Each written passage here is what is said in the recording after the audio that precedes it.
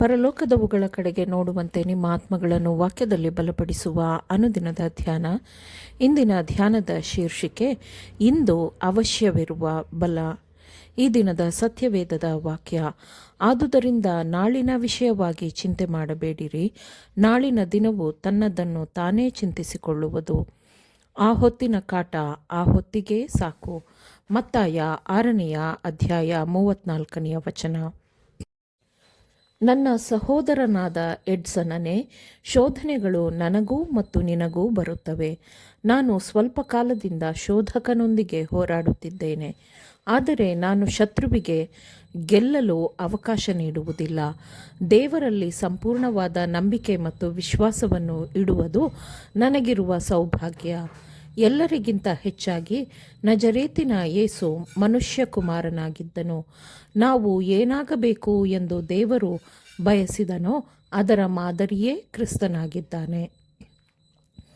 ದೇವರನ್ನು ಪ್ರೀತಿಸುತ್ತೇವೆ ಎಂದು ಹೇಳಿಕೊಳ್ಳುವ ಅನೇಕರು ಅವನನ್ನು ಎಷ್ಟು ಕಡಿಮೆ ಪ್ರೀತಿಸುತ್ತಾರೆ ಎಂದು ನಾನು ನೋಡುವಾಗ ನಾನು ಶೋಧನೆಗೆ ಒಳಗಾಗಿದ್ದೇನೆ, ತೀವ್ರವಾದ ಶೋಧನೆಗೆ ಒಳಗಾಗಿದ್ದೇನೆ.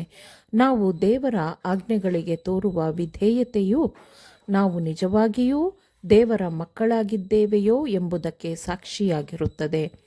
ನಮ್ಮ ಲೋಕದಲ್ಲಿ ನಡೆಯುತ್ತಿರುವ ವಿಷಯಗಳ ಬಗ್ಗೆ ನಾವು ಚಿಂತಿಸಲು ಒಲವು ತೋರುತ್ತೇವೆ. ಧಾರ್ಮಿಕ ಸ್ವಾತಂತ್ರ್ಯವನ್ನು ನಿರ್ಬಂಧಿಸಲು ಮತ್ತು ಸಬ್ಬತ್ತಿನ ಪುತ್ಥಳಿಯನ್ನು ಸೇವಿಸಲು ಮತ್ತು ಆರಾಧಿಸುವಂತೆ ಮಾಡಲು ಕತ್ತಲೆಯ ಬಲಗಳ ಎಲ್ಲ ಕಾರ್ಯಭಾರಿಗಳು ಮಾನವ ಜನಾಂಗದ ವಿರುದ್ಧ ಕೆಲಸ ಮಾಡುತ್ತಿವೆ. ಆದರೆ ಅದರ ಎಲ್ಲ ಪರಿಣಾಮವನ್ನು, ಫಲಿತಾಂಶವನ್ನು ದೇವರು ಬಲ್ಲವನಾಗಿದ್ದಾನೆ. ನಾವು ಹಾಗೆ ಎದುರಿಸಬೇಕಾದ ಕಷ್ಟಗಳ ಪ್ರತಿಯೊಂದು ಹಂತವನ್ನು ತಂದೆಯು ಅರ್ಥ ಮಾಡಿಕೊಳ್ಳುತ್ತಾನಲ್ಲ, ಅದಕ್ಕಾಗಿ ನಾನು ಸಂತೋಷಿಸುತ್ತೇನೆ. ಆತನನ್ನು ನಂಬುವುದರಿಂದ ಮತ್ತು ಆತನನ್ನು ದೇವರೆಂದು ತಿಳಿದುಕೊಳ್ಳುವುದರಿಂದ ನಮಗೆ ಸಾಧ್ಯವಾಗುವುದಕ್ಕಿಂತಲೂ ಅತಿ ಹೆಚ್ಚಿನ ದೃಷ್ಟಿಕೋನದೊಂದಿಗೆ ಆತನು ನಮ್ಮನ್ನು ನೋಡುತ್ತಾನೆ. ನಮ್ಮ ಯಾವುದೇ ಗ್ರಹಿಕೆಗಿಂತಲೂ ಆತನ ಆದರ್ಶ ಮಾದರಿಗಳು ಉನ್ನತವಾಗಿವೆ. ದೇವರ ವಿರುದ್ಧ ಹೋರಾಡುತ್ತಿರುವ ಮತ್ತು ನೀತಿವಂತರನ್ನು ಉರುಳಿಸಲು ದುಷ್ಟ ದೂತರೊಂದಿಗೆ ಸಹಕರಿಸುವ ಹೃದಯಗಳ ಪ್ರತಿಯೊಂದು ಉದ್ದೇಶವನ್ನು ಅವನು ಓದಬಲ್ಲನು.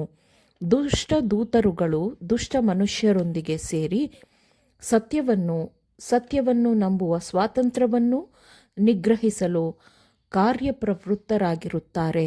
ನಾವು ಈಗ ನಮ್ಮ ಕೆಲಸದಲ್ಲಿ ವಿಫಲರಾಗಬಾರದು, ನಾವು ನಿರುತ್ಸಾಹಗೊಳ್ಳಬಾರದು. ಹೃದಯ ಶೋಧಕನಿಗೆ ಪ್ರತಿಯೊಂದು ಪ್ರಶ್ನೆಯೂ ದಿನದಂತೆ ಸ್ಪಷ್ಟವಾಗಿ ತೆರೆದಿರುತ್ತದೆ. ಮಗುವನ್ನು ತಪ್ಪು ದಿಕ್ಕಿನಲ್ಲಿ ನಡೆಸಲು ಮಾಡಿದ ತಪ್ಪು ಪ್ರಭಾವದ ಪ್ರಯತ್ನವನ್ನು ಆತನು ನೋಡುತ್ತಾನೆ. ನಿತ್ಯವೂ ವಾಸಿಸುವವನು ಮಾನವ ಮನಸ್ಸನ್ನು ಕಳಂಕಗೊಳಿಸುವ ಮತ್ತು ಭ್ರಷ್ಟಗೊಳಿಸಲು ತನ್ನ ಇಚ್ಛೆಗೆ ವಿರುದ್ಧವಾಗಿ ಕೆಲಸ ಮಾಡುವವನನ್ನು ದೇವರು ಗಮನಿಸದೇ ಇರುವುದಿಲ್ಲ. ದೇವರು ಎಲ್ಲವನ್ನೂ ತಿಳಿದಿದ್ದಾನೆ ಮತ್ತು ದೇವರು ಅರ್ಥ ಮಾಡಿಕೊಳ್ಳುತ್ತಾನೆ ಎಂದು ನಾವು ಪರಿಗಣಿಸಬೇಕು. ಮಕ್ಕಳೇ, ನಿಮ್ಮ ವೈಯಕ್ತಿಕವಾದ ಕೆಲಸಗಳಲ್ಲಿ ಇಸ್ರಾಯೇಲ್ಯರ ಪರಿಶುದ್ಧನನ್ನು ಮಿತಿಗೊಳಿಸಬೇಡಿರಿ, ಆತನನ್ನು ದೂರವಿಡಬೇಡಿರಿ. ನೀವು ಆತನೊಂದಿಗೆ ಸಂಪರ್ಕ ಹೊಂದಬಹುದು. ದೇವರಲ್ಲಿ ನಂಬಿಕೆ ಇಟ್ಟು ಆ ದೃಢವಾದ ನಂಬಿಕೆಯಲ್ಲಿ ಬೆಳೆಯಿರಿ. ಮಕ್ಕಳೇ, ದೇವರು ನಿಮಗೆ ಎಷ್ಟು ಹೆಚ್ಚಿನದನ್ನು ಮಾಡಿದ್ದಾನೆ ಮತ್ತು ನಿಮ್ಮನ್ನು ನೀವು ತಡೆಯದೆ ದೇವರಿಗೆ ನಿಮ್ಮನ್ನು ಅರ್ಪಿಸಿಕೊಂಡರೆ ದೇವರು ನಿಮ್ಮನ್ನು ಬೆಳಕಿನ ಮಾರ್ಗಗಳನ್ನಾಗಿ ಮಾಡುತ್ತಾನೆ. ನೀವು ಮೊದಲು ದೇವರ ರಾಜ್ಯವನ್ನು ಮತ್ತು ಆತನ ನೀತಿಯನ್ನು ಹುಡುಕುವಾಗ ಉಳಿದೆಲ್ಲವೂ ನಿಮಗೆ ತಾನಾಗೆ ದೊರೆಯುತ್ತದೆ. ದೈವ ಭಕ್ತಿಗೆ ಈಗಿನ ಜೀವನ ಮತ್ತು ಮುಂಬರುವ ಜೀವನದ ವಾಗ್ದಾನವಿರುತ್ತದೆ. ಶ್ರೀಮಂತವಾದ ದೇವರ ಕೃಪೆಯನ್ನು ನೀವು ಸ್ವೀಕರಿಸುವಾಗ ಹೇಗೆ ಸ್ವೀಕರಿಸಿದಿರೋ ಹಾಗೆಯೇ ಅದನ್ನು ನೀವು ಪಸರಿಸುತ್ತೀರಿ. ಇಂದಿನ ಕರ್ತವ್ಯಗಳನ್ನು ನಿಷ್ಠೆಯಿಂದ ನಿರ್ವಹಿಸುವ ಕಾರ್ಯವು ನಾಳೆಯ ಪರೀಕ್ಷೆಗಳಿಗೆ ಉತ್ತಮವಾದ ಸಿದ್ಧತೆಯಾಗಿರುತ್ತದೆ.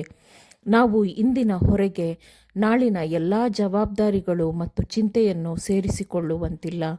ಆ ಹೊತ್ತಿನ ಕಾಟ ಆ ಹೊತ್ತಿಗೆ ಸಾಕು. ದೇವರು ಪ್ರತಿಯೊಂದು ದಿನಕ್ಕೂ ಬಲವನ್ನು ನೀಡುತ್ತಾನೆ. ಆಮೇನ್. ದೇವರ ವಾಕ್ಯಗಳನ್ನು ಶ್ರದ್ಧೆಯಿಂದ ಆಲಿಸುವವರು ಮಾತ್ರವೇ ಆಗಿರದೆ ಪಾಲಿಸುವವರೂ ಆಗಬೇಕೆಂದು ನಿಮ್ಮನ್ನು ಉತ್ತೇಜಿಸುತ್ತೇನೆ. ಪರಿಶುದ್ಧಾತ್ಮನ ಸಹಾಯದಿಂದ ಆಲಿಸಿದ ನಿಮ್ಮೆಲ್ಲರಿಗೂ ಧನ್ಯವಾದಗಳು.